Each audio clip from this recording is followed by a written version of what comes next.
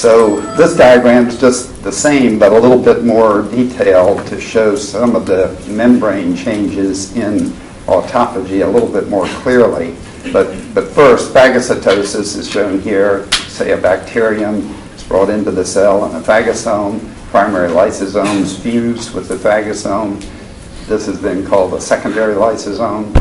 The material is degraded, and it's either removed by exocytosis or it may accumulate, such as in the liver, the heart, the brain, as a residual body. In autophagy, membranes of the smooth endoplasmic reticulum or Golgi wrap around regions of cytoplasm like this mitochondrion and form a new vacuole, initially double-walled, and then there's fusion with primary lysosomes. This inner wall is degraded, as is the mitochondrion. So what you have, and I'll show you some examples of this, the cell out here is fine. The mitochondrion dies. So the mitochondrion dies, but the cell is fine. And the mitochondrion then is degraded, just as a bacterium would be, and either is removed by exocytosis or the material accumulates as a residual body. Autophagy is important in processes like cell modeling.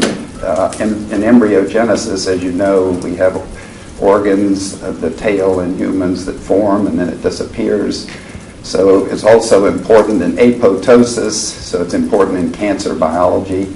It's important in a lot of processes. Today I'll emphasize its importance in a kind of disease called lysosomal storage diseases, which are genetic mostly, not necessarily, but the usual cause of lysosomal storage diseases is one lacks genetically this enzyme here. And so if you don't have that enzyme, then something that enters the lysosomal system is not going to get degraded like it should be, and that's a problem.